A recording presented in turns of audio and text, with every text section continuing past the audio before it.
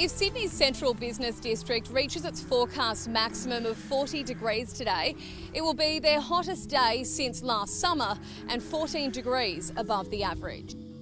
Here in Chicago, the temperature is nothing to play with. Dangerous low, something the city hasn't seen in quite some time. Look at the river. It's all frozen. It looks like a winter playland.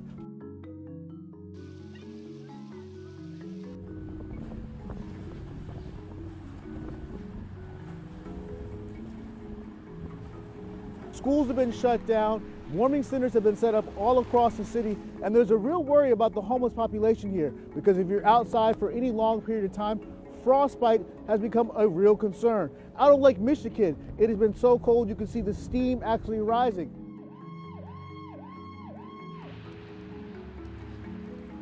This will go down in the books as Sydney's second hottest January on record.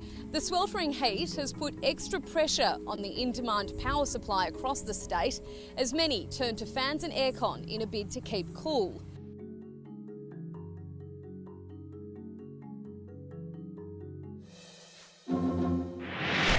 So a tale of two extremes leading things off for us today on CNN 10. But for the U.S. at least, relief is in sight, and it'll be a dramatic change.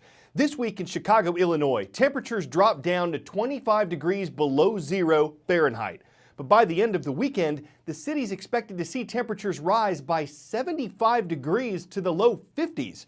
Meteorologists expected Thursday to be the last day of extreme cold air in the U.S., at least temporarily.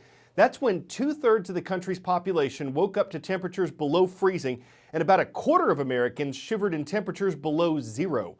A volunteer firefighter in Wisconsin emerged from battling a house fire with his beard covered in ice. The wind chill, which is what the temperature feels like when the wind blows, was -50. A popular phrase associated with U.S. mail carriers is neither snow nor rain nor heat nor gloom of night keeps them from their rounds. But when Arctic temperatures frosted over the Midwest and Northeast, deliveries were suspended in parts of 6 states on Thursday. The Red Cross canceled hundreds of blood drives because of the cold weather. And in Michigan, a state that's used to weathering cold and driving snow, state government offices closed for 2 days in a row. One phrase we often hear when this kind of cold settles in is polar vortex. Here's Jennifer Gray to explain. It's not a storm, it's not a hurricane of cold air, it's not even something that can come and get you. The only way to be in the polar vortex is to be in an airplane. It exists in the upper levels of the atmosphere and is always there. It's an area of low pressure around the Arctic Circle that's locked in place and houses some very cold air. Sometimes different weather patterns can influence the polar vortex and cause it to become distorted. As this happens, a large dip in the jet stream allows very cold air to spill into the U.S. That's the cold air you feel, the air that lives beneath the polar vortex, air that many times is so cold it can feel like something out of this world. Another effect of all this winter weather is that many U.S. schools have been closed. Part of the reason's because of ice and snow, but part of it is because it's dangerous for students to wait at bus stops in the extreme cold. Schools have been shut down in the capital of Thailand as well, but for a very different reason. Officials in Bangkok are trying to reduce the number of cars on the road in an effort to tackle air pollution. But that's only one of several ways Thailand's trying to deal with the problem. These are Thailand's latest pollution-fighting weapons. Dozens of drones dispatched in a desperate attempt to battle toxic smog in Bangkok by spraying a water and molasses solution to catch air particles. We are doing this because we think it will get better. If we do nothing, we'll be criticized for doing nothing.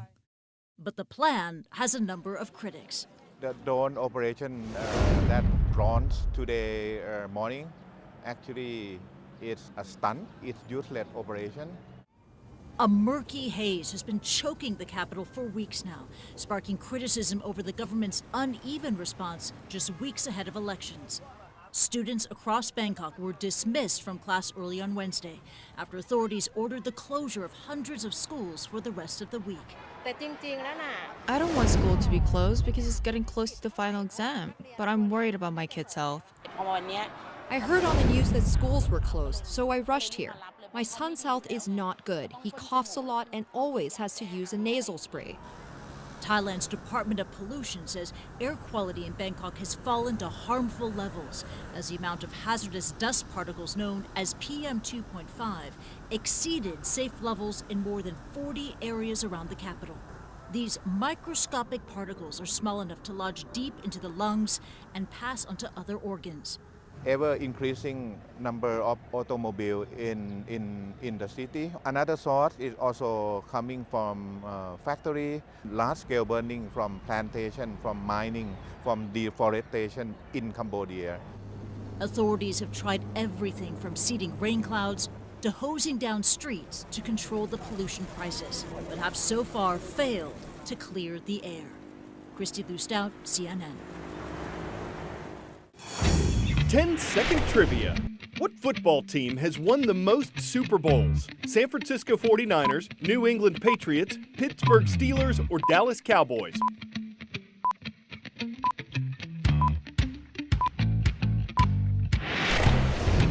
Only the Pittsburgh Steelers have won 6 Super Bowls. The other teams on this list have each won 5.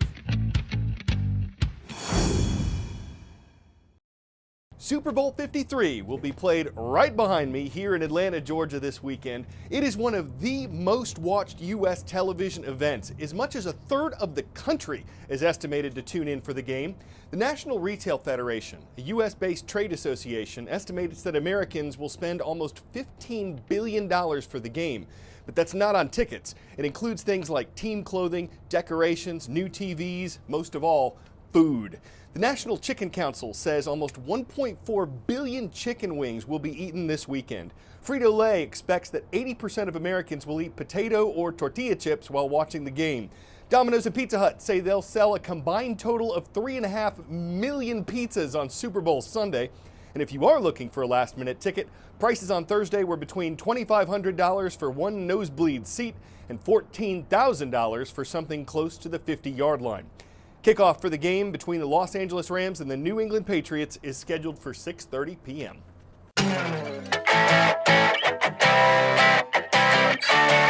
10 out of 10 today comes to us courtesy of some California sheriff's deputies who recently rescued a lost bull elephant seal. They teamed up with fish and wildlife officials to coax him, this probably counts as coaxing, to head back across the road and toward the sea. That's easier said than done for a massive mammal that can weigh up to 5,000 pounds, but he did make it back to his herd. We may never know why the elephant seal crossed the road. Maybe he was just snout for a walk. Maybe he made a rookery mistake. Maybe he thought it was a safe crossing for pedestrians. Either way, it seals up another show on a happy note, so there's nothing for him to blubber about. I'm Carl Azus for CNN 10.